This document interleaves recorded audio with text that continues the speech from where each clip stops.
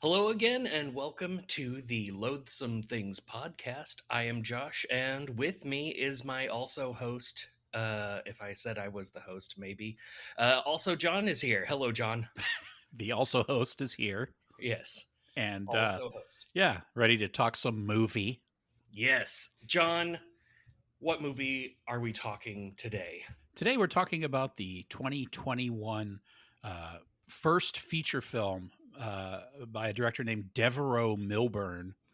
Two last names. Yeah, It's and good. the film is called Honeydew. And Honeydew is what is it? A Texas Chainsaw Massacre, Hansel and Gretel. Whoa, spoilers. Yeah, it's a crazy movie. It is a completely outrageously nutso crazy movie. We both have strong feelings about it. Yeah. And to be a little spoiler light, it's good. You should go watch it. It's fun. Go into it with a strong stomach because there are some parts that are ways about stuff. Yep. But it's not gory, actually. No, not particularly. Yeah, it's just strong implications. There's a scene, if you ever watched the movie Hard Candy, if that ever gave you the queasies, this movie will also give you the queasies. Yeah. It's as always, go watch the movie first before you listen, because of course we're going to talk all about it, and come back and join us, and we're going to have some fun talking about it. Yep, it's going to be real good. So go do that and then come back. And now you've seen the movie and we're talking about it. Welcome back. We hope you enjoyed the movie. I enjoyed it. Holy shit. Yeah. Yeah. No, I enjoyed it too. I sent you the message as soon as I finished it for the first time. That movie wrecked my shit. Yeah. It's as I had kind of spoiled, it's a mishmash of like kind of Texas Chainsaw Massacre with kind of a Hansel and Gretel type thing. There's elements of Tusk, the Kevin Smith film. Oh my God, I didn't even think about Tusk. It's got that kind of, there's just some overall weirdness, a lot of overall weirdness. Yep. Lena Dunham is in it. Lena Dunham, which I know that she is, but I didn't recognize her visually. Yeah. And didn't care emotionally, but it's cool that she's in it, I guess, or whatever. Yeah, she took me out of it a little bit. I thought her performance was I mean, not that she had to do much, but I didn't like her in it very much personally. Well, I mean, as much as this movie is introducing Steven Spielberg's Son movie or a Lena Dunham guest star movie, this movie is really a Barbara Kingsley destroys everything else movie. Yeah, she just completely owns the entire film from start to finish. Yeah, and I'd never heard of her. I don't think I've ever seen her in anything else, but she just swallowed the entire scenery of this film. Oh man, she's fantastic. Yeah. Maybe she's terrible at everything else. Yeah, could be. But maybe she really is an insane old lady. Yeah, she was born for this role, possibly. Yeah. So you mentioned, you touched on the other thing that will probably get people's attention, which is that this is, I believe, the first major role for Steven Spielberg's son, Sawyer Spielberg. Yeah, Scrimshaw Spielberg. Yeah, squeeze cheese, fancy pants. Yeah, that guy that has a huge role in this movie and is so important to the plot. Yeah, who would have ever thought that Steven Spielberg would have a ginger son?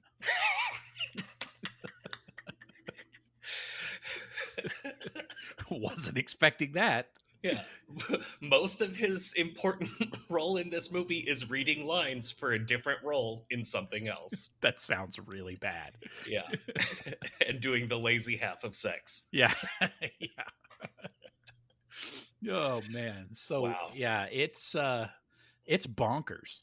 Oh yeah, no, it's all the way out there. It's not oddly enough, like thematically, I guess it's not the most original idea, but at the same time, it's a horror film, so who fucking cares? Yep. And it's an original take on the ideas that it's borrowing from, and a lot of the critics that I read did not like it. They found it to be some sort of art house mishmash that didn't really have any substance. I don't think that's really fair. It's highly stylized, I agree, Yeah. but there's a story there, and it's not just weirdness for the sake of weirdness. I think the weirdness is there to kind of create a feel, a kind of a mood. Yeah, yeah, there's a definite message of the movie. I mean, several messages, I would say, and I think for me one of the things that made this movie a little bit difficult to enjoy was the soundtrack, which is great, Mm-hmm. but it is so much its own thing from the rest of the movie that it takes you out of it. But I think part of that is that part of what they were getting at is that we're supposed to doubt our senses, because when the soundtrack really gets going is when characters are listening for things and they're like, hey, what was that sound? What did I hear? And Yeah. so as the character is listening for something in another room, we're hearing a bunch of soundtrack nonsense. Yeah, lots of breathing, strange vocalizations. Yeah, someone will not stop sharpening a knife. Yeah, apparently they hired a composer to do that, and that was kind of his idea, was to put it heavy on the kind of odd vocalizations, very breathy, almost like panting or chanting type sounds. And Yep. I guess if it's something you don't like, then you're in trouble because it's all over the movie. Yeah, I put the note, at times approaches a Morricone by way of Carpenter, but mostly it's Stomp by way of Philip Gale. Yeah, pretty much. Yeah. Jesus. Deep cut.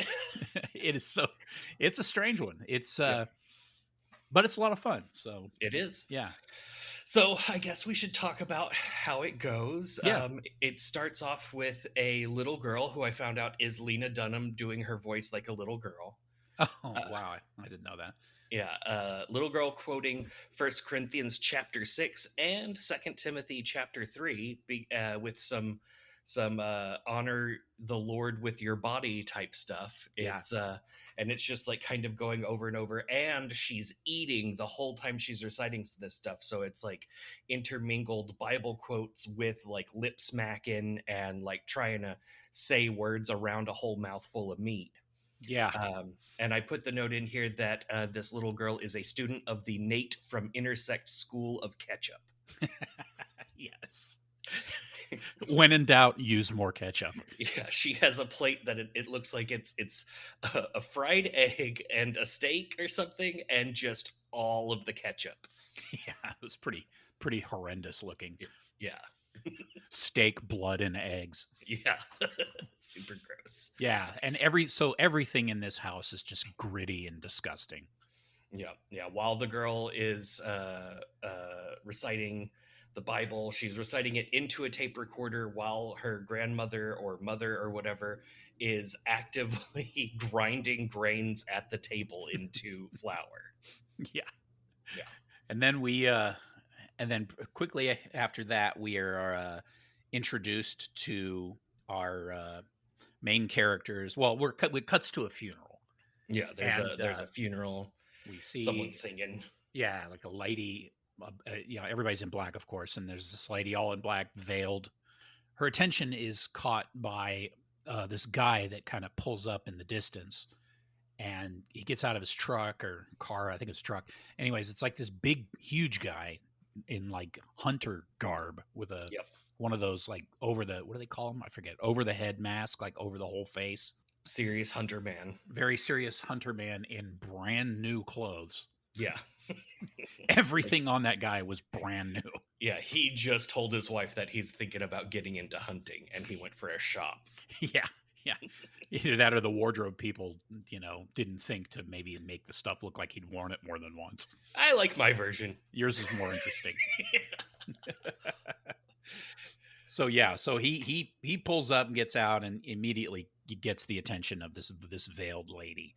We see him shoot his gun. Like he's off in the distance somewhere at this point. And he shoots his gun, and then we see him cleaning, or what I dissecting? I don't know what the fuck he's doing. He's got this animal pelt and he's just digging around inside of it. There's like blood all over, and it's just Yeah.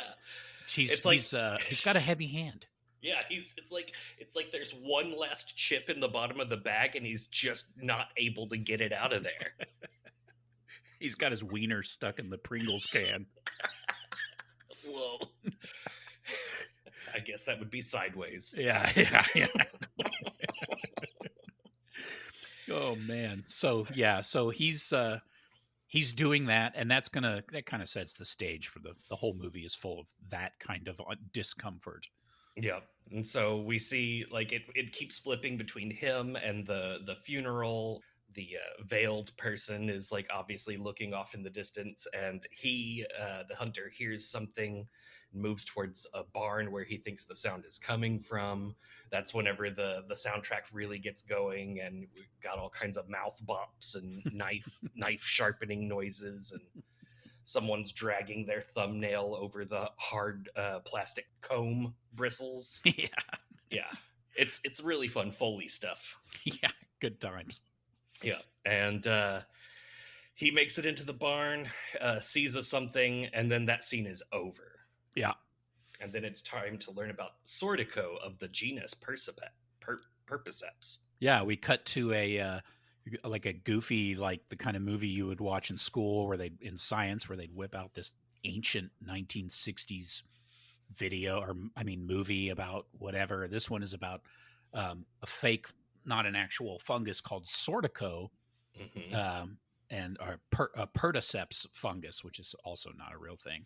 Yeah, it's a stand-in for ergoism or ergotism. I don't know. I've always said ergot, but I have no idea. And that's kind of, a lot of people think that ergot fungus, which grows on rye, was responsible for, in large part, for the Salem witch trials, because people who ate it essentially has LSD in it. So yeah, used to be like they made a LSD out of it until they realized that kills you.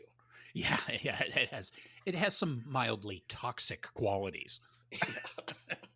Slightly, just a little poisonous. Yeah, and it all of the stuff in here. So all of the stuff about Sordico is just a stand-in for ergotism, and it's like there's two kinds, and one of them gives you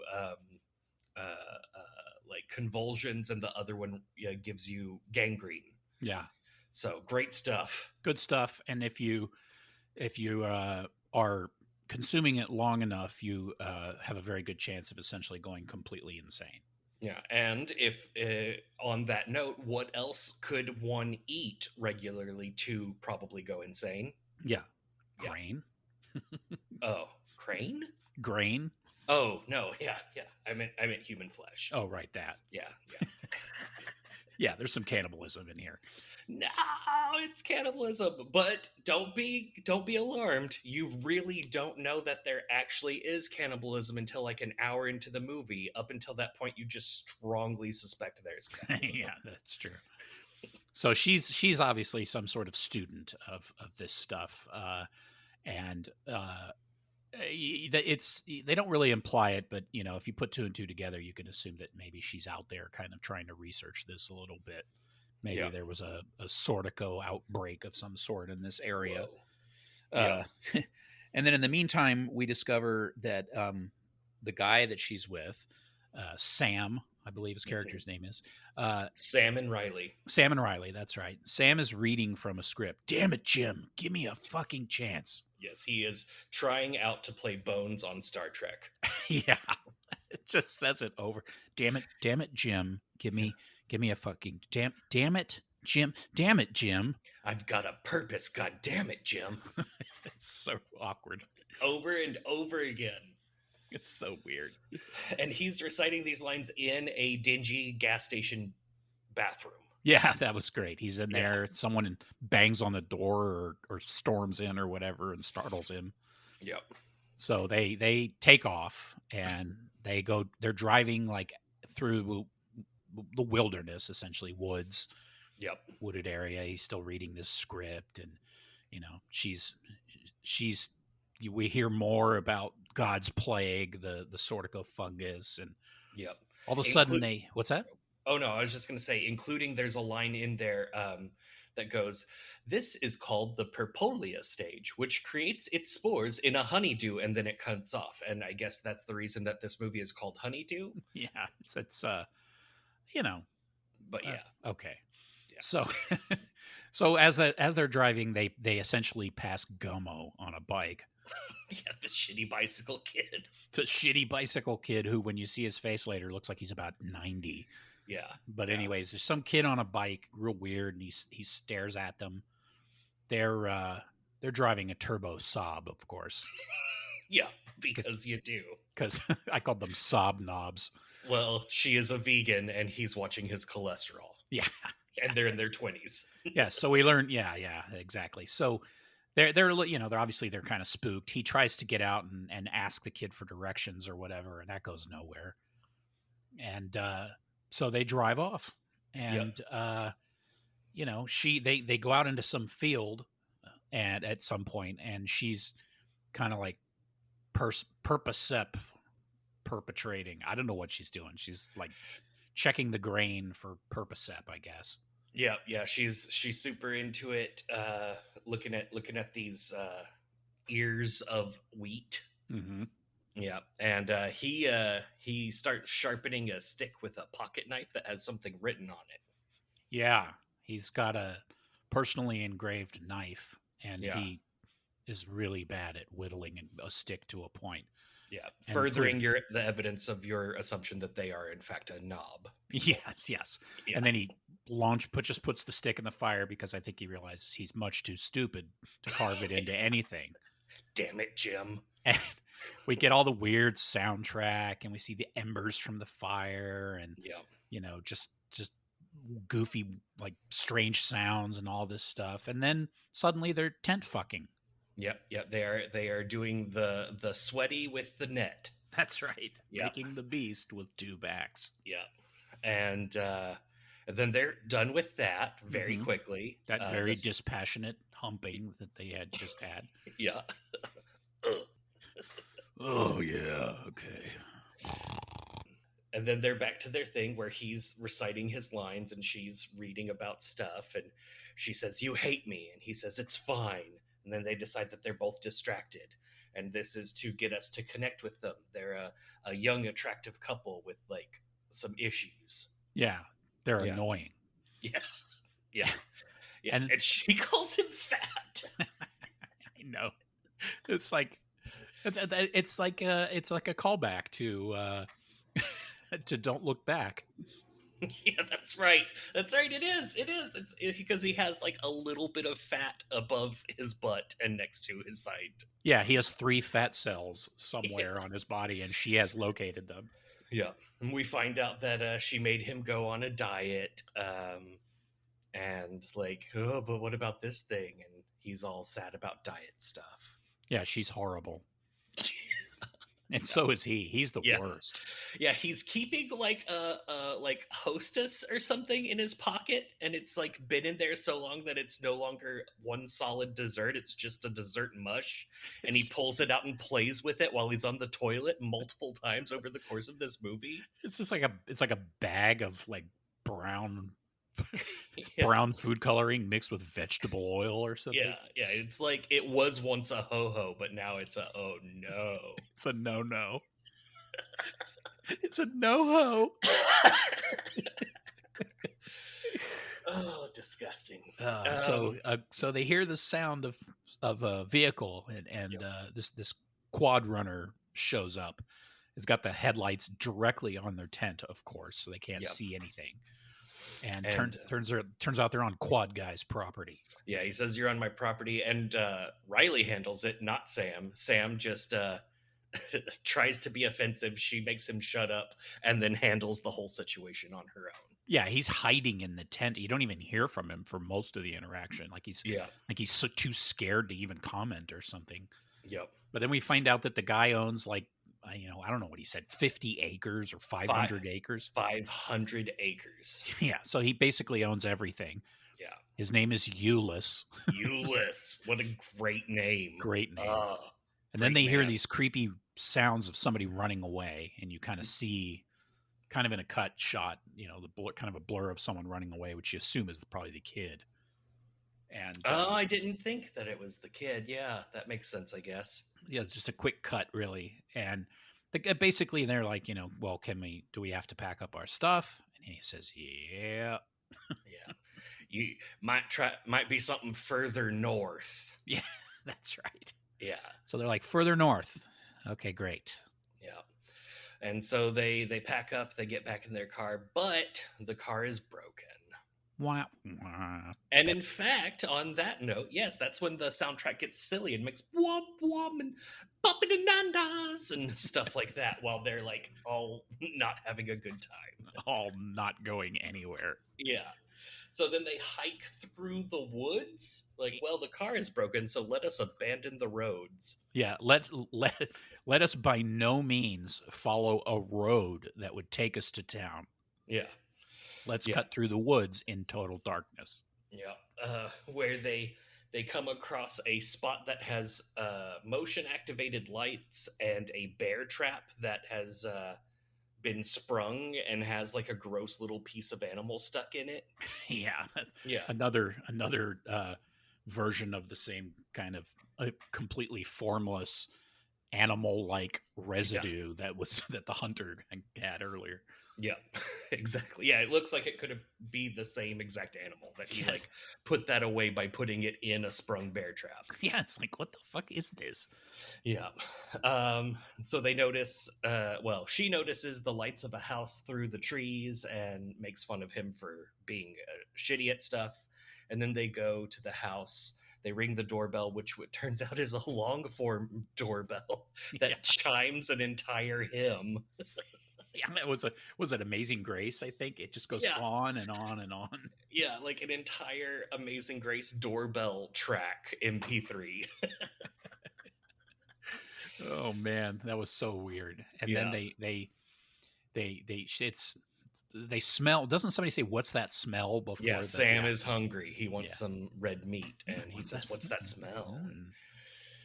We see a old lady who's like an adorable old grandma-like lady who's like humming to herself a little absent-mindedly, and we see inside that she's cooking meat, and she comes to the door and just is immediately smitten with Sam and just stares at him while completely ignoring Riley, who is trying to talk business. Yeah. Gives them one of the creepiest smiles in cinema history. Yeah. Amazing. Yeah, that's pretty great. She's clearly insane. And by the way, she and Euless have just absolutely amazing Massachusetts accents. Yeah. It's real good. Yeah. So we find out her name is Karen, and that she doesn't think that AAA is the right thing, so instead she's going to call her neighbor Pete, who will get over here and help them jump their car and get on their way. She makes lots of little self-soothing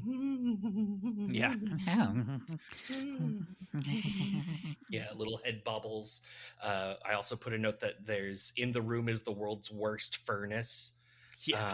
It's just obviously leaking and like pouring boiling water into the air. I don't know. It's steamy shaking radiator that looks like it's going to explode at any moment. Yeah, it's terrible. Yeah. So very much like you've already got the Texas Chainsaw Massacre vibe from this weird house out in the middle of nowhere and this fucked up family with old people in it. Yeah. You're already like going down that road. And then there's this huge dude, this bizarre looking bandaged beast watching Popeye, like black and white staticky Popeye on this horrible television. Yeah, it's like one of those 13-inch screen televisions from back in the day where it weighs about 50 pounds and takes up half the table. Yeah, it's all that for this terrible picture. And he's got his face wrapped like a old school person with a toothache. Yeah. It's so weird looking. He's of course just horrible and strange. Yeah, and wet, nonverbal. Yeah. Has glasses like that are just catastrophically too big. Yeah, and is dunking lemon wedges in sugar and eating them. Oh God. So gross. So good. And then we see that Karen is as she's talking and being her weird giggly self, you notice she keeps that one oven glove on for like about 10 minutes. Never takes it off. It's got duct tape on it. It's just gross. It wasn't that also what she was wearing when she made the phone call to quote unquote Pete? Yeah, I think so. Yeah, Pete, we got a couple kids here. Yeah. Part of the thing is they were like, and what did he say? And she was like, Euless? And they were like, no, Pete. And she was like, oh yes, right. Oh yeah, Pete. Well, it won't be more than Good 30. one. Won't be more than 30 minutes, maybe 45. He is getting on. I don't know why I just made her sound like she's from Georgia, but there you go. It's fine. She's a better actress than you. God, no shit. We and see another one of those goofy split shots where the stylized, where the kind of the split comes from the top and then it's half this, half that. Yeah, and that's always accompanied by the knife sharpening sound. Yeah. And brass instrumentation. So weird. Yeah. And let's see. Riley asks her about the Sordico and then gets really, really excited when... oh, wait, no, that's after Sam asked to go to the restroom. Yeah, and we see his brown mush package. Yeah. And whenever he asked to go to the restroom, Riley got super pissed. She was like, what the fuck is wrong with you? Why would you go to the restroom? Yeah, how dare you leave me alone with these people? Jesus fucking Christ. But, then we see Karen's finger. Yeah, she's got gross black-tipped fingers. Just like the movie Hansel and Gretel, and obviously a reference to fungal infection. Oh, I didn't know Hansel and Gretel had that going on in it. Yeah, the witch in Hansel and Gretel has black-tipped fingers. They're really disgusting. That's a sick old-school reference, bro. No, it's from the movie, the recent movie. Oh, fuck. Okay. Which was surprisingly pretty good. Oh, well, we'll be reviewing that probably, maybe not. Yeah, I wouldn't mind covering that one. That was fun. Oh, okay. To me, it looked like she had frostbite on her fingers. I was like, yeah, that doesn't look like what they're talking about, but I am a terrible doctor. Yeah. It looked really there's something really disgusting about when human flesh turns black and shiny. Kind of purplish almost. Yeah, it's got a good sheen going on there. But we find out that the giant is named. They call him Goonie. Yeah, he's Goonie is the one that's watching Popeye. He also has the tape recorder that we saw earlier. He's listening to a xylophone cover of "Oh Holy Night" on it. Yeah, these people love their Christmas songs. Yeah. He drinks milk through a rubber tube in a glass milk bottle. Yeah, not even a fun silly straw, just like an old chemistry set tube. It's so gross. And she says, oh, she's so cringy at times. He may look like a chunky monkey now, but he used to come in at an even 400. And yes, his name is Goonie. She also calls him Goon Buggy. Yes, she does. Yeah. She tells a little bit about he got kicked in the face by a bull. That's why he's all bandaged up. And he hasn't been the same. Yeah, it hasn't been the same, which, geez. Yeah. He's all shakety and gurglesome. Yeah. It's real gross. He does a great job. Yeah, and then he has hit the first of his numerous fits. Yep. And that's when we get the first hint that, like, there's... like psychic unwellness has an effect on technology. So like his fits and a few other things, like when like it's it messes up the tape recorder, it messes up the TV. It's very strange. Yeah, it is strange and really doesn't have anything to do with the story. It's just creepy, no, it doesn't. Yeah. Unsettling. So Sam at this point is back at the table. He bites his finger and it bleeds, which apparently is important, but really isn't at all. Yeah, he bites his finger so hard that it bleeds and some sneaks out onto the plate. And that's whenever she comes into the room and says, tea? That's and right. snaps a Polaroid photo of them at that moment. Weird, bright flash. Yeah. It's very strange.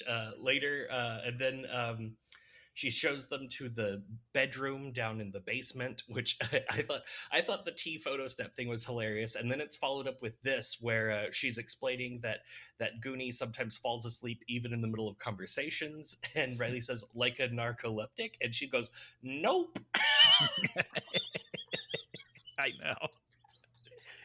So strange. I love that. Nope. Karen just, nope. So she takes them down to the basement, which is Goonie's bedroom, but she's going to keep him upstairs with her. And there's like wads of dried up lemon rinds and empty little milk jugs everywhere. And the world's worst TV. Just a terrible, like an ancient Sony Trinitron. Yeah, and it's not I don't know. Did you notice that each channel, like to get a different channel, was a different button? So it wasn't like the up and down channel buttons. It was each channel was its own button. Yeah, we used to have that TV, or one very close to it. That's why I recognized it. Oh, okay. Did it have that? Was that what it was? Is each channel was its own button? Yeah, and then inside there was a little like door that you could, like a little hinged plastic door that you could pop open, kind of like a battery hinge on the back of a keyboard or something. Mm-hmm. And then inside there were these little dials where you could dial in to try to fine tune the station. Oh, that's super neat. I didn't know that. That's cool. Awesome. Yeah, so we had that TV for a long time. So that's like right in between the channel dial knob and, regular remote control business. Yeah, and I think it would have been for like UHF channels, because I think those are the ones. Those are the like 26 and 39, and back then those frequencies were a little bit harder to get in, so you'd have to kind of dial them in to fine tune them. Yeah, that's where you'd get your like local what is it? Local access. Local access. Yeah, like this thing that they're watching. Yes. I put a note. What the fuck is that TV show? It was horrible. It's just some guy singing directly into the camera really bad songs. Yeah, it was horrible. Yeah. So it looks like she's had a shower because she's all bundled up in her towel. Yeah. Like they kind of cut to later. The Karens left them down to their, in the room. And Riley's sitting on the bed reading about Purpiceps. Yeah. And we can hear the shower running, and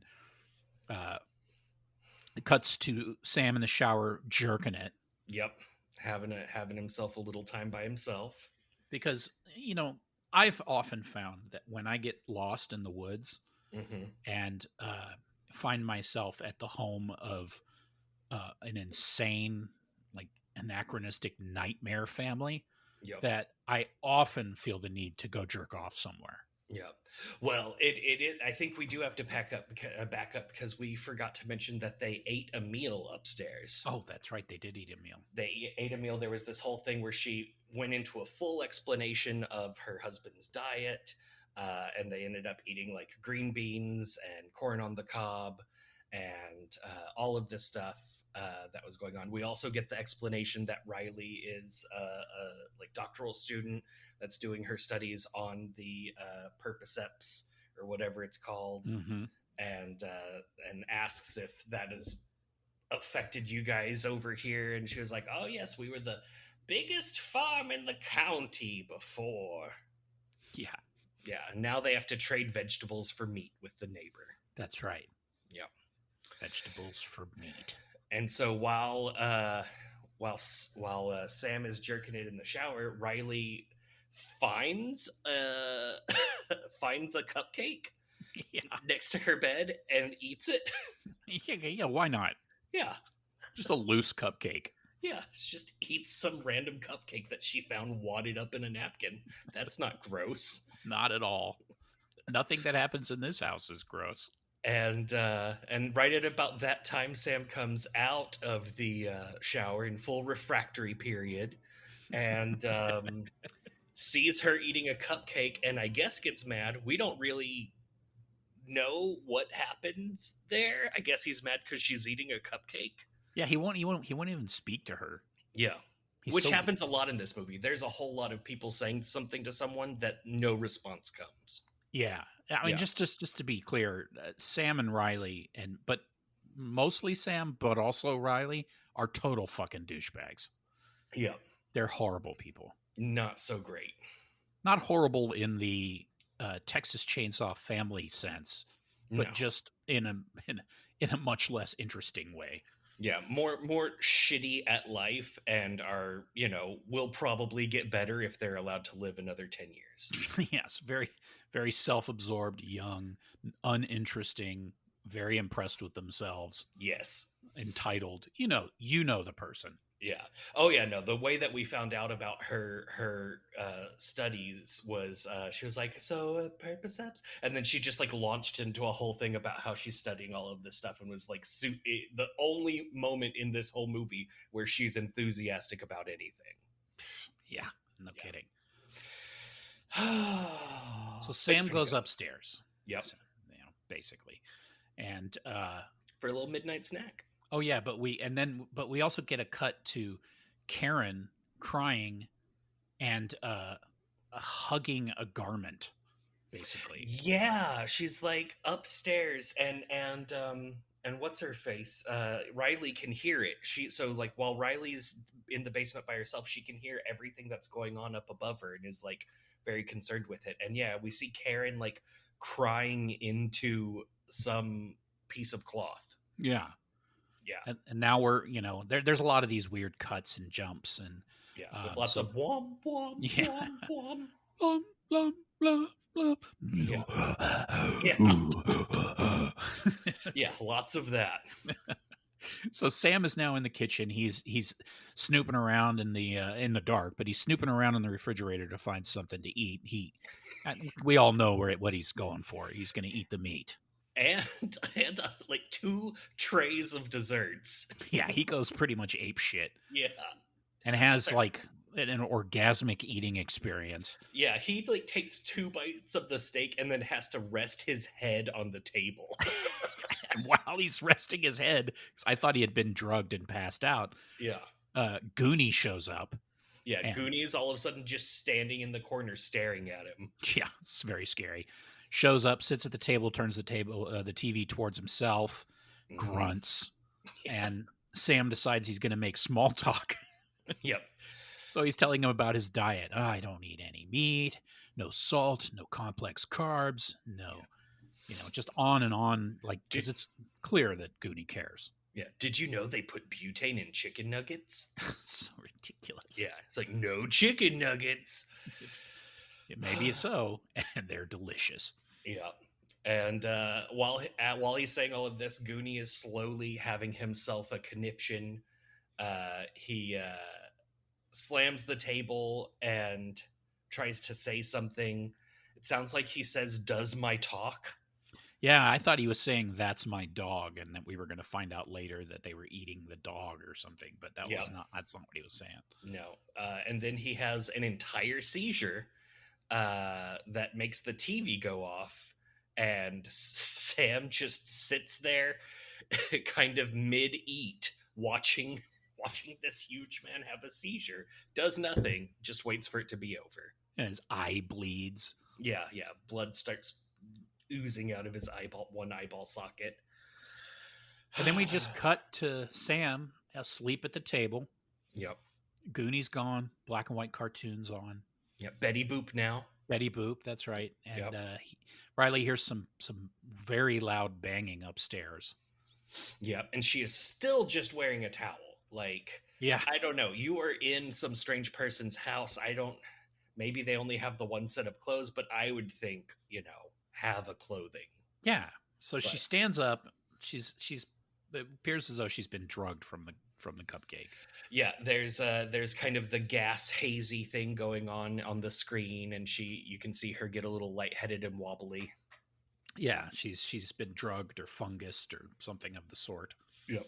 It's Among Us. Yeah, it's a fungus Among Us. And then we see the flag on the TV at half staff. That was a nice touch. Yep. Oh yeah, that's playing the national anthem because the end of the broadcast. Yeah.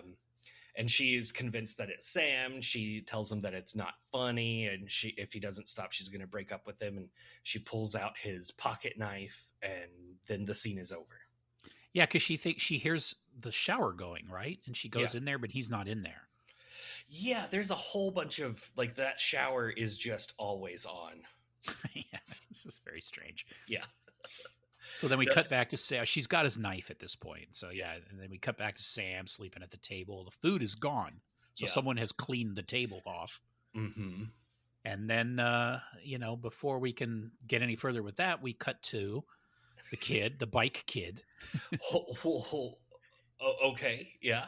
Yeah. Am I missing something? Where I thought then we cut to Sam's dream.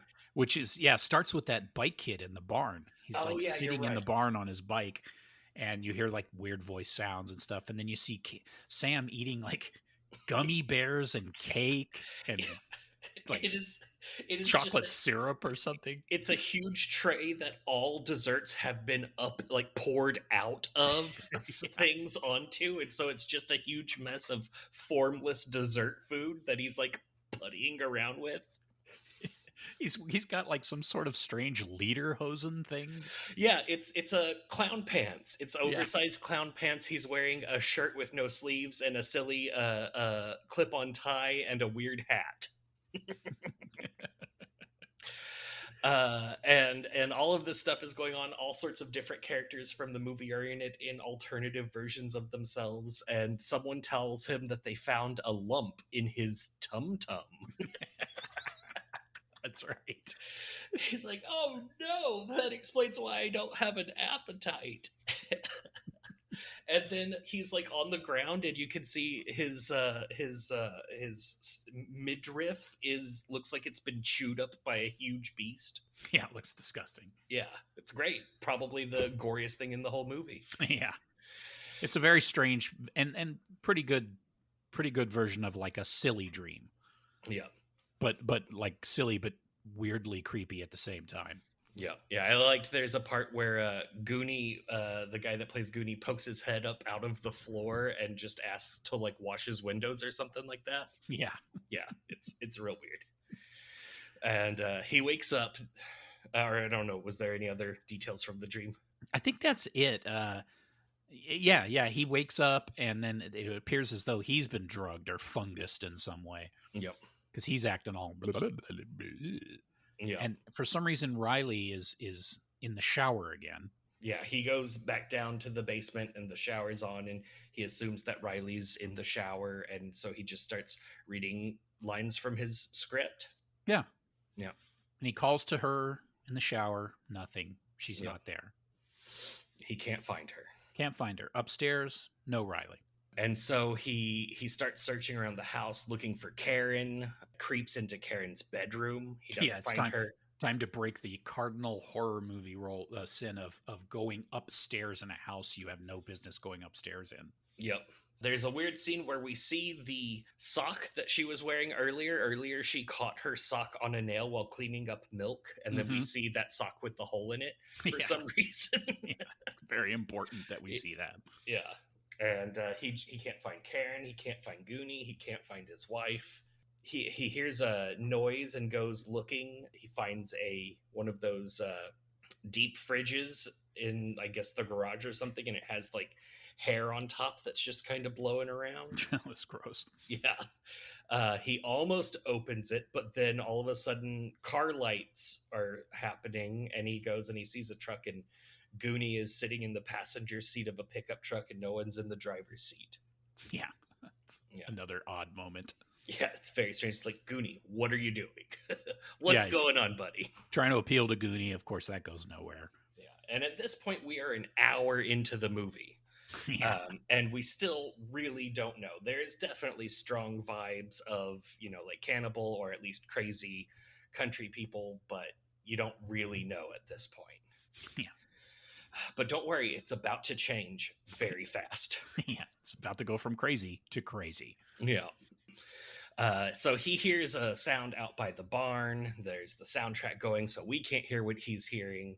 He goes to investigate.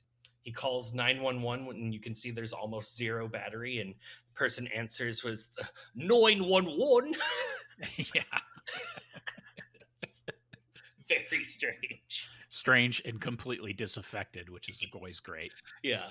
And so he tries to tell the dispatcher that his girlfriend disappeared. He doesn't know the address, and then the battery dies, and so he's like dismayed now.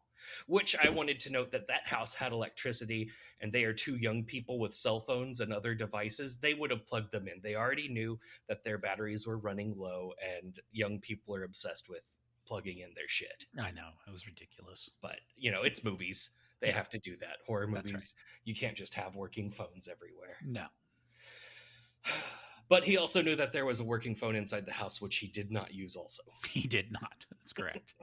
So then he discovers that deeper in the barn, he hears like old music playing, kind of like old style music. And there's a lamp, and kind of as you get to see the whole scene, it's kind of like a room set up basically on the floor of the barn. Yep. And behind him on the little couch or chair or whatever, Karen is sitting there, but he doesn't see her. He doesn't see her sitting right the fuck there, holding what looks like a turkey baster caulk gun. With a gargantuan needle on it. Yeah. So he looks over and he sees the tape player that's playing this music, and he says, "Oh, that's a tape player." And while he's doing that, she jumps up and gives him a shot in the back. Yeah, Karen attacks and gives him bastes his ass with that thing. That was a good scene. Yeah, she's great, because even whenever she's like hiding in plain sight and he just walks past not noticing her, she's still like just being a cute little old lady looking at something like she's not gonna harm anyone. Just doddering on this, like jab. Yep. So then we hear the recording of the little girl reading the Bible again, and we start getting little bits of the scene, like little zoomed in shots of different things going on. It looks like a late night outdoor picnic is going on. And then we can see Riley has an oxygen mask on her, and it's all like full of condensation, and she's all sweaty, and it's gross. Yeah, it is. It's very moist. Yeah, and right around the time that I made the note, "Oh shit," is when we see that Riley and Sam are tied back to back on top of a huge post in the barnyard, and they're they're holding hands behind each of them with their hands behind their back towards each other, and that's super fucked up. Yeah, it's messed up. I think they're aren't they duct taped to the thing or something? They're duct taped to the thing and to each other, and they both have oxygen masks on. I guess they don't know that it's very easy to get duct tape and oxygen masks off of yourself. Yeah. But they are also drugged, probably from the cupcakes. That's true. They are. They are extremely groggy. Yeah. We see Euless walk up to the table where Goonie is and gets himself. He tucks a huge napkin into his shirt, even though he's still just wearing overalls, and it's disgusting. And the dirtiest shirt ever. Yeah, his one shirt. And it's apparently time for eatsies. He's getting himself some food from all the different plates. Karen drags a stool across the entire yard, puts it up to the table, and then looks at Euless and says, "Don't get up." That was so great. Yeah. Yeah, sorry. Yeah. She chugs an entire glass of very water heavy lemonade and picks food out of her teeth. Yep. Oh, yeah. Euless lights his pipe, and then Karen gives this freaky religion speech. Yeah. But only after she starts coughing and choking and tells Euless to cut it out with the pipe. Oh, that's right. She's like, "Cut it out with that." And so he just leans further away from her. Oh, yeah. And she puts that huge toolbox up on the picnic table. Yeah. And then she's basically giving this bizarre speech about God and but it's to Sam and Riley. Lots of things about mercy and stuff like that. It's very, if you've ever read Flannery O'Connor, it's very strong Flannery O'Connor vibes. Nice. A little Southern Gothic action going on. Yeah, little stuff about like mercy and grace and a bunch of nonsense while, limbs be not had. Yeah, exactly. Yeah. Then she tells the story of Goonie and how he was that hunter that we saw at the beginning of the movie, and how now they're eating his ass. Yeah, now that we're done with his bottom, we gotta take from the top. Yeah.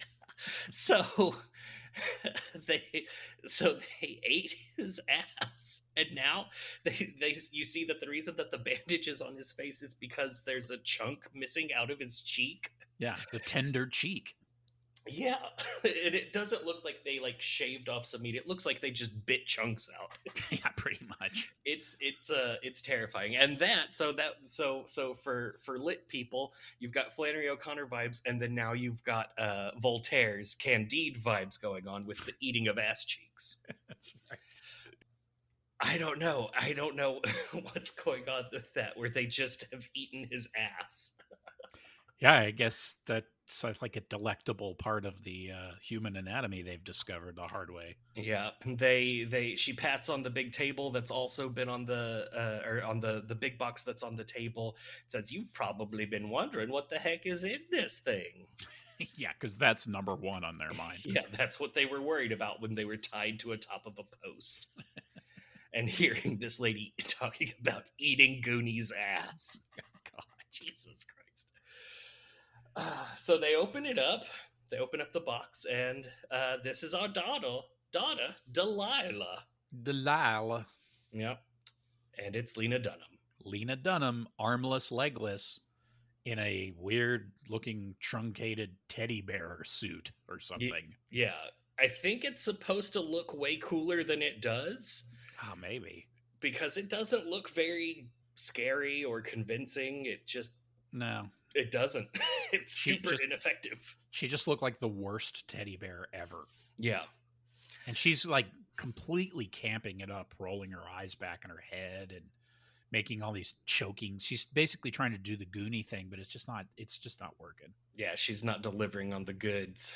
Yeah, she sucks. Yeah, I made the note. She makes gross gurgle sounds. Is this supposed to look creepy? Yeah, it just that kind of took me out of it. Yep. Because the rest of it is just excessively creepy. Yeah. And she's talking about her daughter, and she's like poking around at her, and she says, "I'm honing in on breakfast." We find out that she's given them just about everything over the years and is a true model of self-sacrifice. And then she starts, Euless brings over some of the meat that's been sizzling on the barbecue, and Karen starts feeding it to Delilah, and she's, like doing that old lady thing where you pretend you're saying the words that the pet is saying, and says, "Feed me that boy's sweet rear end." Ugh. And she turns towards Riley and Sam and says, "We'll see how you compare to old Buggy Boy." Well, don't forget she's cutting off chunks of this disgusting meat and dipping it into lemonade. That's right. She dips the meat into lemonade before feeding it to Lena Dunham, who cannot chew food, apparently. And she makes that horrible face that people make when they give food to a baby and the baby opens its mouth, so then they open their mouth. Yeah. She was doing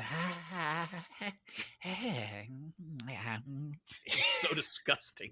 Barbara Kingsley rocks this movie. She's fantastic. Yeah. At this, we see that for some reason now Sam and Riley are no longer holding hands. They're like, ugh, gross.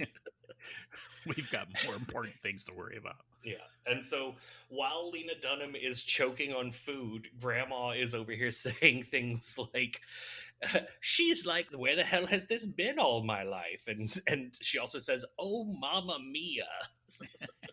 It's so cringy and horrible and fantastic. She's amazing. I wonder how much of that was in the script and how much of that was her just riffing.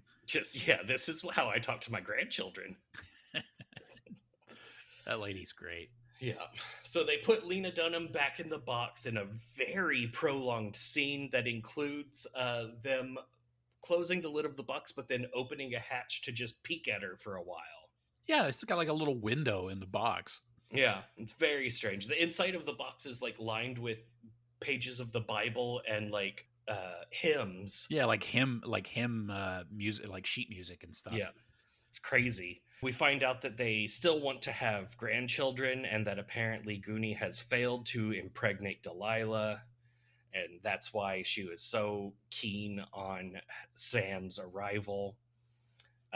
She then starts talking about how Euless was the vet and did all their procedures, and you see him pull out lobotomy tools and walk over there and start playing around with Sam's eyelids. Yeah. Bright eyes and sweet smiles. Yeah. We find out that Goonie was lobotomized. They instruct Goonie to turn up the oxygen on their masks, which he does. So then they're getting even more groggy. And there's this whole like build up to the lobotomy occurring that lasts like 3 minutes. Yeah. Of just like pure build up and like elongated, just holy crap, is it going to happen?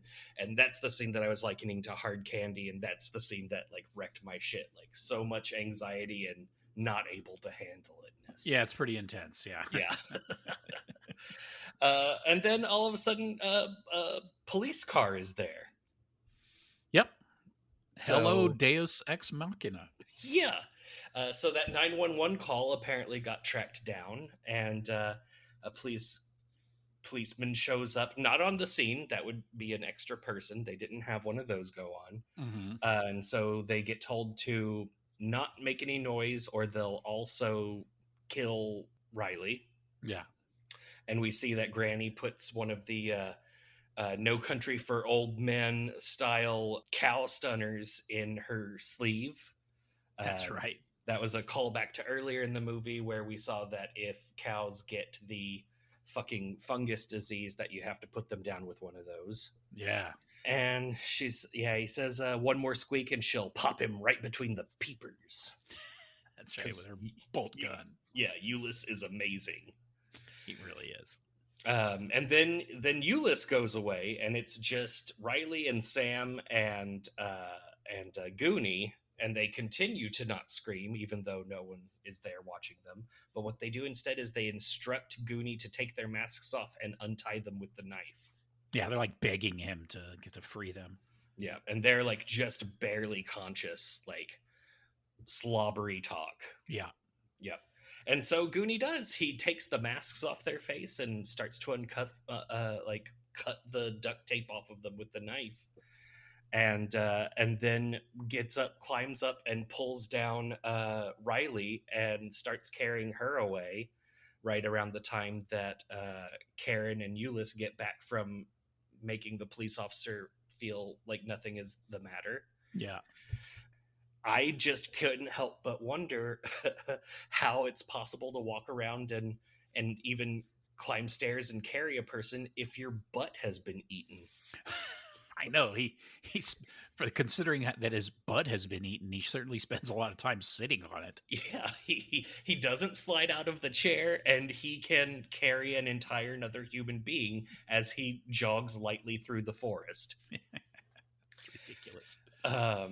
There's a whole one of those scenes, like in cop movies where the gun is on the floor and both people go for it. But with this one, it is a drugged Sam and a very, very old Karen, and they are both trying to go for the knife. And then it just, I got a little lost at this, like right after they go straight for the knife. Like suddenly she's whistling to him. Mm-hmm. And he's on the ground bleeding. So, I mean, I guess the implication is she got the knife and stabbed him. Yeah. She got the knife and stabbed him, and she's worried about his stab wound. She even like pulls up the shirt to look at it because, you don't want to ruin that sweet, sweet sack of meat and also semen. That's right. That meat factory. Yeah. Yep. And so that all goes on, and then we see that Goonie is carrying Riley through fields and forests while that Oh Holy Night song is playing. And it is the most fantastic scene in this movie because it's so triumphant. He's just like bearing her away to safety while Xylophone Oh Holy Night is playing. It's so great. It's awesome. But then he gets trapped in a bear trap. He gets caught in a bear trap, and Karen arrives with the bolt gun. Yep. Yeah, it's the same bear trap from earlier that had a little scrap of creature in it because, like, even the lights come up. I guess maybe it's not the same one. Maybe they just have that rigged up all over the place. Yeah, could be. But yeah, she comes out and is sad, like crying because she has to put him down. But yeah, she puts a bolt through his head, and what? Karen's like backing, kind of crawling away. Yeah, Karen's Riley's crawling. I mean Riley, sorry. Yeah. And so it looks like she's probably not going to make it, but you never know, maybe. Mm-hmm. And then all of a sudden it's back to the horrible bicycle kid who it's is Day now. Yeah, it's Day, and he's throwing away hubcaps into the world's worst landfill. The world's worst landfill full of parts of their truck. Yeah. Riley and Sam's truck, like just random parts, as if the implication is that he's somehow disposed of the entire truck part by part. Yeah, but I guess maybe just the visible parts. Yeah. I don't know. You could also repaint it, but yeah. And by landfill, it's just like a ditch, and the only garbage in it is from their truck. He's just decided this is where I will dump it. It just looks like an area that's eroded away, basically. Yeah. And he pulls out Sam's pocket knife and starts very shittily whittling a stick into a point. Yeah, the whittling skills in this movie are very poor. Yeah, no one is good at whittling. Not Both a bunch of whittlers. Slicker nor the country boy. And then we go back to the house, and we see Euless is building something. We don't know what. We see the fridge from earlier that had the hair, the loose pieces of hair on it. We see Karen is cooking meat and baking bread. And then we see Riley is at the table, bandaged up the way that Goonie was before, except her bandages are on both cheeks, and she is watching Popeye on the giant TV and eating lemon wedges that were dipped in sugar. And she looks pregnant. Oh, you're right. I didn't even think of that. You're right. Toad's preg balls. That's right. Yeah. We see the Polaroid of them from whenever Karen decried tea. Yep. And Karen goes downstairs after cooking with 2 plates of food, making just returning to normal with her like little hunched over posture and making little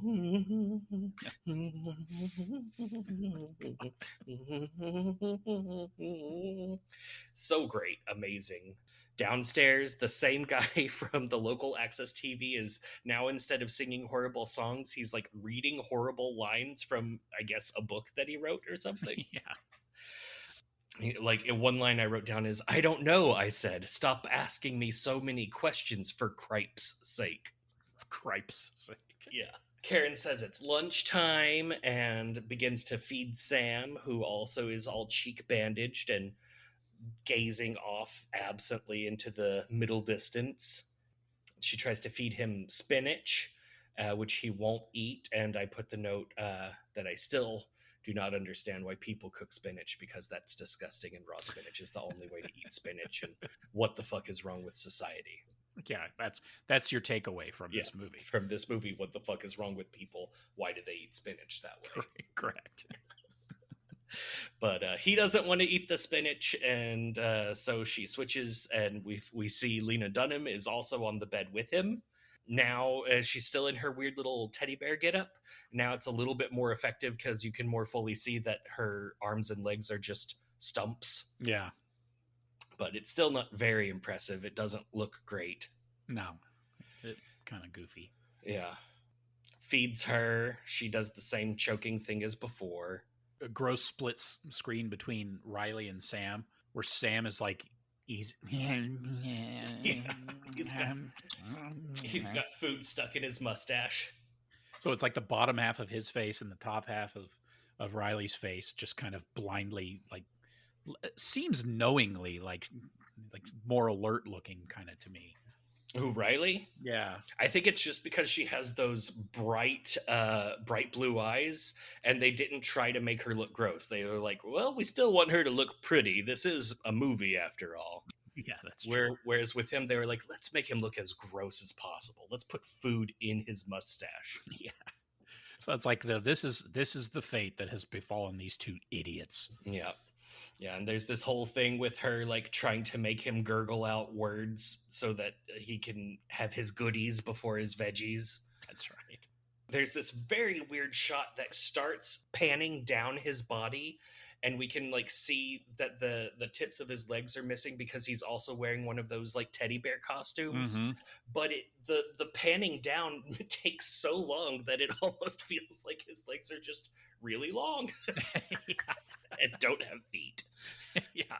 But yeah, it's weird. And then she takes their teddy bear costumes off and fucks them together. Yeah, they have an even less passionate fuck from earlier in the movie when he's having willful sex with Riley.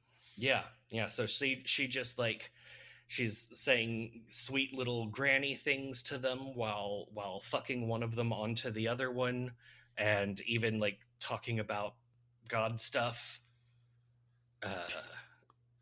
Yeah, that this is all keeping with God's plan. All this crazy shit. Yep. Has nothing to do with Sortico poisoning. No. Nope. And so we just know that that's going on.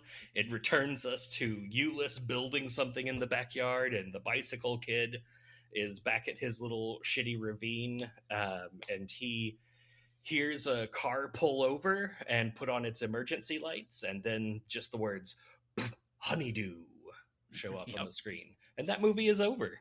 Yep. Cycle begins again. Yeah. So, Jesus Christ. Yeah. It's batshit.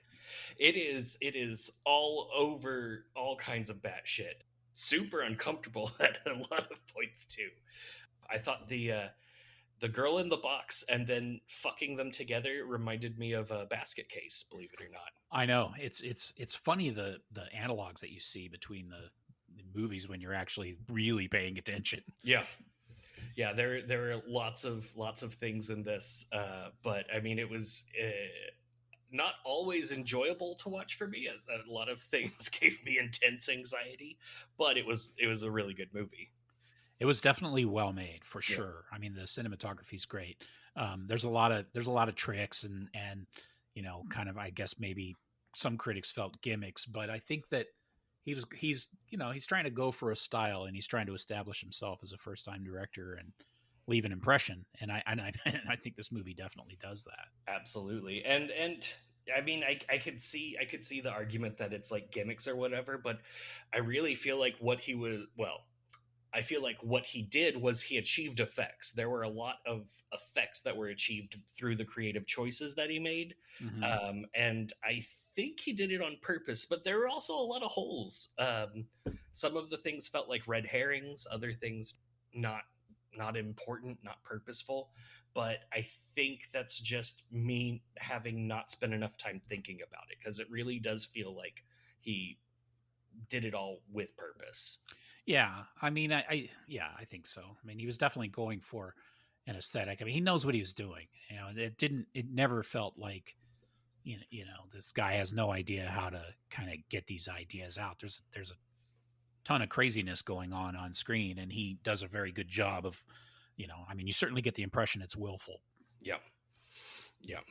But yeah, it's great. I do think I will stand by my thing that it's part about doubting your senses, because there's like so much of that in there, and the purposeful keep away of what people are even hearing in the movie with the soundtrack is just like such a specific thing that it's it was great. Faux show. Yeah. I also strong vibes of you're not supposed to eat the flesh of creatures, like we shouldn't be eating living beings. Yeah, you could say that. I mean, it was. Yeah. Well, I mean, it certainly didn't make it look appealing. Yeah. Well, I mean, to be fair, I did leave that movie wishing I could have steak right now. Yeah. But yeah, no, I think part of what he was going for was, the way that the meat industry treats animals, like the mistreatment of the living bodies of creatures that will become food, and our potentially creepy relationship with food and stuff. I think that was all involved. I could be wrong, but I felt like that was what he was maybe going for with some Could of the be. things. Do you think that the intention of the breeding was just to have more meat?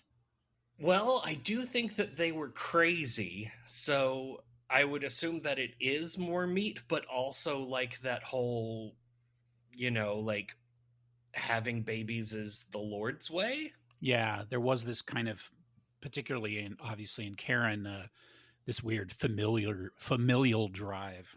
Yeah. They loved Delilah. That was their daughter. I guess it was probably like Delilah's baby clothes that she was crying over or something. Yeah. And, but that didn't prevent them from eating her. No, but that's some sort of almost like a sacrament. Yeah. Yeah. Some sort of, like almost not ritualistic, but because the crops had gone weird and everything, that they were blessed with this alternate form of sustenance, all tied into their, fungus addled perception of, or misperception of, the situation that they were in. Yeah, I guess so. I don't know. It's very strange. It's weird because they ate Delilah like legs and arms, but then with Goonie they just ate his ass and then his face. Yeah, that was kind of strange. I mean, I guess the question was like, how long had they kept him there? But he looked. I mean, his hair was longer. He looked different. Well, yeah, and yeah, he looked different. It felt like he'd been there a while, and She had even mentioned his weight being different. yeah, he used to weigh in at a solid 400, and now he doesn't. But it I don't know. It just seemed. I guess they couldn't really have it be that they ate his legs, because then he wouldn't be able to run away with Riley. Yeah, But I still don't think it would work if they ate the ass. Yeah, he seemed. Yeah, for a guy that was pretty heavily bandaged for a relatively, at least to the wounds he was sustaining, relatively small injury. You would assume his entire ass would be covered in bandages that were like several feet thick or something. Yeah, and especially like when they first got there, like that lady was always cooking meat, skirt steak going on constantly, and it's like that's not butt. That's not just like fat butt. That's the meat. That's the muscle. So Yeah. that was coming from somewhere. I don't know. Who knows? I guess they stored the extra meat in that standalone freezer. Yeah. That we never see the contents of. The funeral, I forget who the funeral. Did they even say who the funeral's for? I don't think they ever told us who the funeral was for. Yeah. I guess something else, probably something happening off screen. I don't know. I mean, it's good. There are things in it that are frustrating, but yeah, it's good. I hadn't thought about it being the kid that was running around in the woods. Mm-hmm. And also, like, whenever they were down in the basement, they heard stuff, and I thought that would have... It seemed like there was like some sort of Leatherface type situation going on, like the wild family member that just never actually manifested. Yeah. It was hard to say like who was the kid. He was obviously complicit in some way. Yeah, I think that's the neighbor that they give vegetables for in exchange for meat. Okay, that makes sense. But I don't know how he even does it. It seemed like maybe he like, what does he have, a device that cuts off GPS signals? I don't know. Yeah. It's very strange. There are a lot of things that were very strange in this movie, but it was completely enjoyable. Yeah, I mean, it was pretty good for a first feature. It was definitely watchable. Yep. It's very strange. It's very dark humor. It's all in all not totally original, but at the same time, kind of an interesting spin with the fungus thing. Yep. They could have gone further with that. I mean, it didn't even technically need to be that big of a focus, but I mean, I think as a first time feature, he's still probably learning his chops when it comes to screenwriting and stuff. And Yeah. if And he improves, I mean, he'll probably be able to tell an even more kind of cogent story. I think maybe the fungus thing was possibly playing in, because I mean the whole thing is about food. The whole movie is about food. Yeah, I think it was playing into the ethical sourcing of our food. Like part of it is to make you afraid of what's in your food, true. or what your food is made out of. Yeah. So I think that was part of it. But yeah, it felt like more of a setup and not a follow through. Yeah. Yeah. But it was good. I have given this movie a 3 out of 5 stars. Stars. Yeah, that's a reasonable rating. I think after thinking about it a little bit, I think I'll probably go with a 3 on this one. Okay. I enjoyed it, and I would have liked to have seen it kind of take it in a more original place. I mean, we've mentioned briefly the kind of the movement in France that was, that nobody who made any of the movies probably associated with, but it was called some guy dubbed it the New French Extremity. Mm-hmm. I think he was a movie critic, so of course most of the directors that are lumped in don't like that. But it's an easy way to kind of reference a group of films. But anyways, there's one in there that has kind of a similar premise where these people get, they're traveling and they, we've all seen a million of these movies, but they're traveling and they get kind of lost out in the country and they get taken in by these kind of podunk people who turn out to be, pretty disgusting and scary and have all kinds of weird rituals and ideas about stuff, minus the fungal infection causing them to go mad, I don't think the cannibalism was involved. I can't remember the name of the film, but anyways, it was kind of reminiscent of that. And that film was obviously influenced by Texas Chainsaw Massacre. I mean, that movie was a game changer, really. Yeah, and I will say, to this movie's credit, it did keep you guessing. I mean, you got strong suspicions that what was going to happen, but it didn't confirm it. It really left you hanging for a long time and gave a sense of like general unease. Like there were times where it even could have gone the other way, where it could have been like high tension, where it turns out that the person that's staying at the house could have been the crazy murder person or whatever. Yeah, I think he did a good job of not giving everything away, and with in a story full of hints that lead you in possible directions. It's not really clear until it's clear. Yeah, and so that when it is revealed, it's effective. And even if you had anticipated, which it's obviously that's one of the possibilities, and it's probably a strong one, that what actually ends up happening. But once you get that payoff, it's still effective. Oh yeah, no, it makes you wait for the reveal, and then the reveal is pretty spectacular and uncomfortable. Yeah, and the performances pretty much all around are very good. I mean, Barbara Kingsley is amazing. Yeah. There's just no two ways around it. She's fantastic. She's like a force of nature all on her own. Oh yeah, no, she carried the full weight of this movie. I mean, the other actors did a great job of portraying their characters, but this movie could have been a horrible time if that character wasn't performed as splendidly as she did it. Absolutely. She's definitely the centerpiece. If she didn't work, I mean, you could have gotten a lot of different actors to kind of do the Goonie role, or God knows you could have replaced Lena Dunham with anyone. A stump. Spielberg and Lynn Barr, who plays Riley, both did a fine job, but their job was to basically portray people that we all know, maybe even facets of ourselves. I mean, they're playing the straight role, kind of anchoring it in reality, and then everyone else's job is to just kind of veer it off into lunacy. Yep. But like, for instance, a character like Euless is obviously not a nice dude, but he's a pretty cut and dry character. I mean, there's almost something supernaturally strange about Barbara Kingsley. You don't get that from Euless. He's just kind of your run-of-the-mill lunatic. Yeah, I don't know. What made Barbara Kingsley's role so good is that it's the kind of lady that's like, oh, okay, this isn't the scary house to go into because she's just a nice, sweet lady. Yeah, and I guarantee you talk to the director of this film, he's going to tell you that, the second they got her and, spent 2 seconds talking to her, they had to know, okay, this lady's going to make this entire movie. Yeah. And also Bicycle Kid, the horrible, like, what if every child from Children of the Corn was all like mushed into one actor? Gummofo. Yeah, he did a good job too.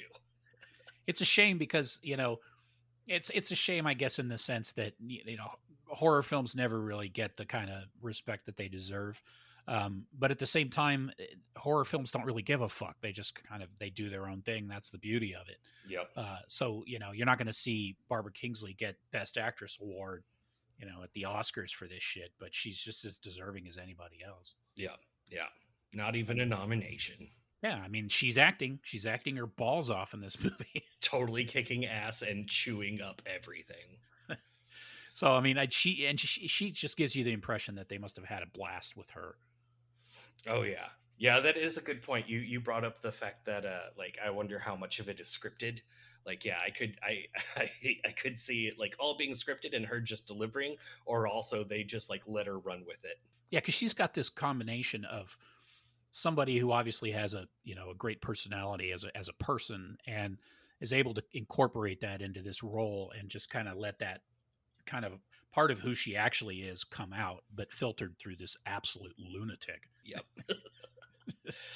So yes, there's a lot to recommend about this movie. It's going to make a lot of people uncomfortable, and I know that from what I've read, a lot of people don't like the pacing. They find it to be either too slow or too strange or too this or too that. And I mean, it's an out there film, and it's meant to be, kind of hallucinatory and offsetting, and it's effective at that.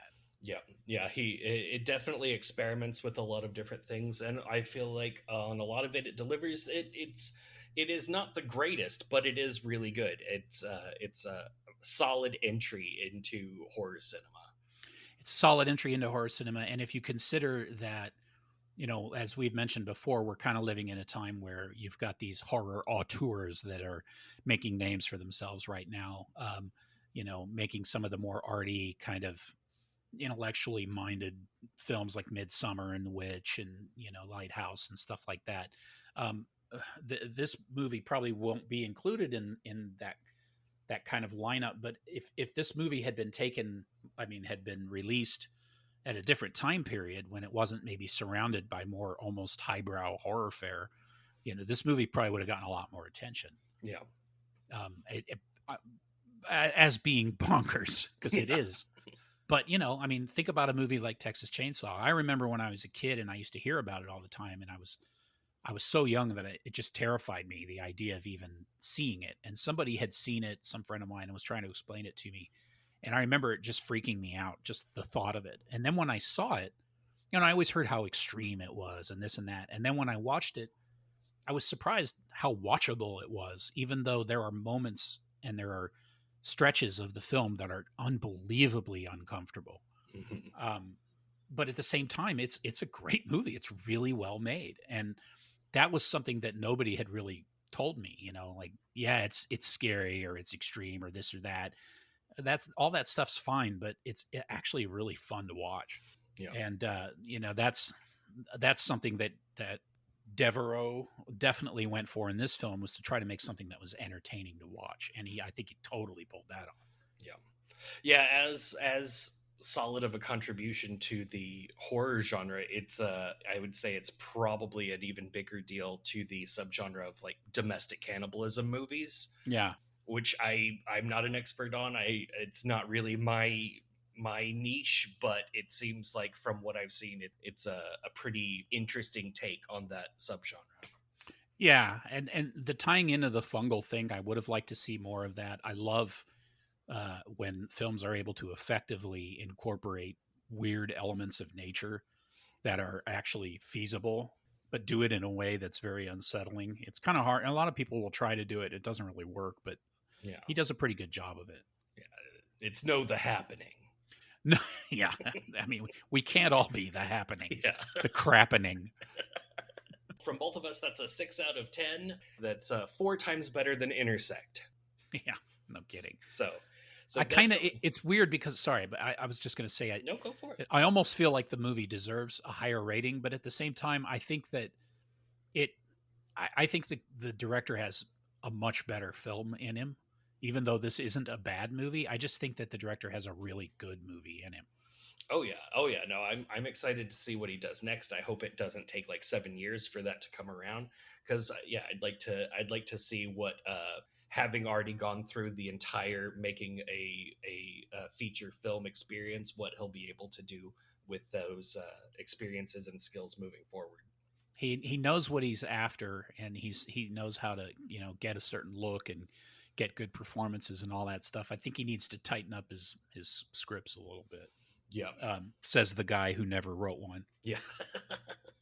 Yeah. Well, I mean, we're here. We're representing the people that watch movies. This is, we're coming at it from the angle of, not the like circuit of South by Southwest and other film festivals. This is like, oh, it came to where I can watch it now. This is I watch it.